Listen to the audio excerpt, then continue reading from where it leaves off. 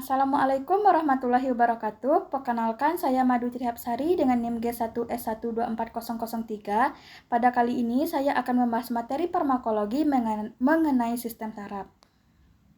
Nah, tahukah kamu sarafmu memenuhi seluruh tubuh ini? Yang terpenting saraf yang terdapat di sepanjang tulang belakang sampai otak.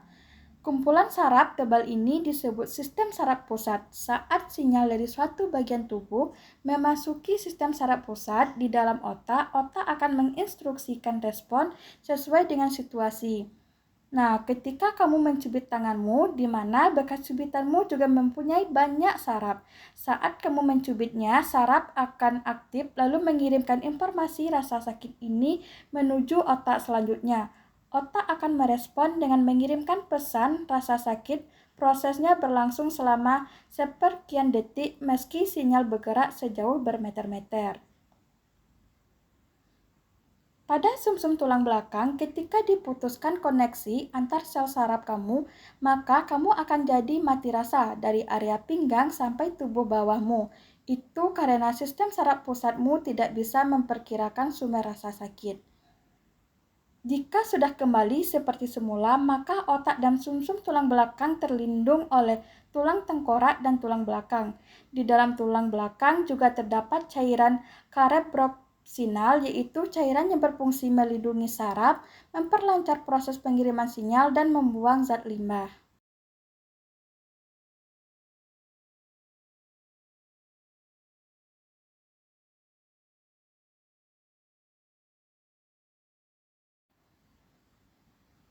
Sistem saraf berfungsi seperti jaringan kabel telepon atau internet super cepat yang menghubungkan seluruh bagian tubuh.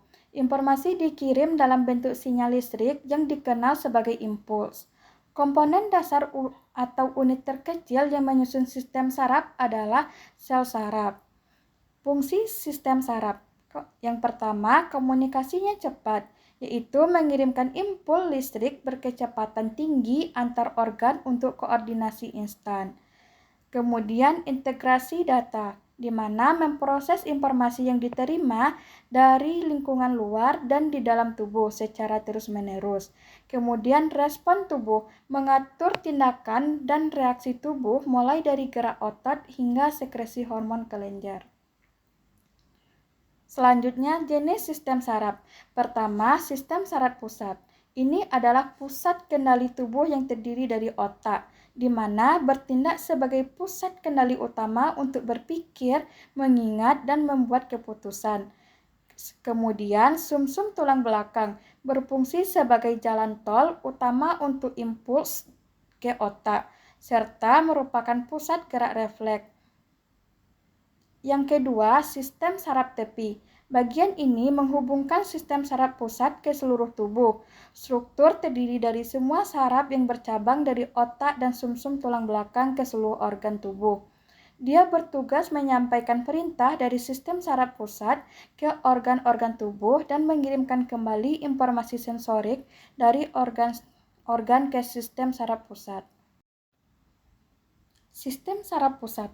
Yang pertama, otak. Otak adalah organ paling kompleks dan penting dalam sistem koordinasi. Pertama, ada otak besar, merupakan menjadi pusat kecerdasan, ingatan, kesadaran, dan kemauan. Terbagi menjadi beberapa area yang mengatur fungsi spesifik seperti penglihatan, pendengaran, dan gerakan. Selanjutnya, otak kecil. Terletak di bagian belakang bawah otak besar untuk mengatur keseimbangan tubuh dan koordinasi gerakan otot agar berjalan halus dan persis. Kemudian batang otak menghubungkan otak besar ke sumsum tulang belakang dan mengatur fungsi dasar kehidupan yang tidak kita sadari, seperti denyut jantung, pernapasan, dan tekanan darah. Kemudian sumsum tulang belakang adalah kumpulan serabut saraf yang berada di sepanjang tulang belakang yang membentang dari bagian bawah otak hingga punggung bagian bawah. Karakteristik fisiknya memiliki peran krusial. Ukurannya relatif kecil dengan berat sekitar 35 gram dan diameter sekitar 1 cm. Sistem saraf tepi, yaitu jalur sensorik dan motorik. Serabut sensorik mengirimkan informasi dari reseptor atau seperti kulit atau mata menuju sistem saraf pusat. Serabut motorik di mana mengirimkan sinyal perintah dari sistem saraf pusat menuju organ efektor seperti otot dan kelenjar. Siklus feedback-nya mekanisme yang memungkinkan tubuh merespon perubahan lingkungan secara dinamis, jenis sistem saraf motorik. Sistem saraf somatik mengatur gerakan yang disadari. Mekanismenya mengirimkan sinyal dari sistem saraf pusat ke otot rangka. Sedangkan sistem saraf otonom, dia mengatur fungsi tubuh yang tidak disadari atau otomatis. Contohnya detak jantung, proses pencernaan, dan pernapasan.